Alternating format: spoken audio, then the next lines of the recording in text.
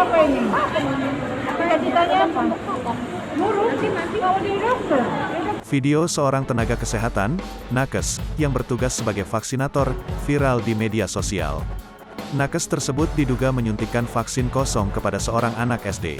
Dalam video, seorang nakes perempuan mengeluarkan alat suntikan dari plastik pembungkus. Tanpa mengisi alat suntikan itu, dia langsung menyuntik anak SD yang sudah siap untuk divaksin.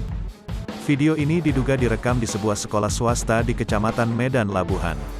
Setelah kita selidiki, peristiwa ini terjadi di salah satu sekolah swasta di Kecamatan Medan Labuhan, pada saat pelaksanaan vaksinasi anak usia 6-11 tahun, ujar Kapolres Pelabuhan Belawan, AKBP Faisal Rahmat, dikutip dari Kompas.com, Jumat, tanggal 21 Januari tahun 2022.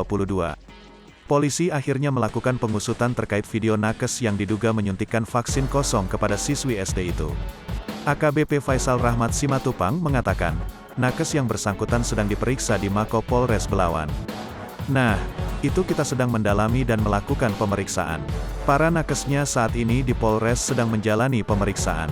Hasilnya nanti akan segera kita kabari, kata Faisal, dilansir Tribun Tanda Hubung Medan.com, Jumat.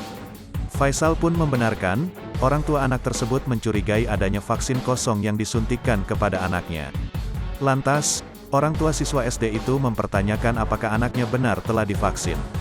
Sementara itu, Taufik Ririansyah menyebut, masalah suntik vaksin kosong itu bukan program Pemko Medan. Taufik mengatakan, vaksinasi di SD tersebut dilaksanakan Polsek Medan Labuhan dengan tenaga kesehatan dan vaksinator yang mereka undang sendiri.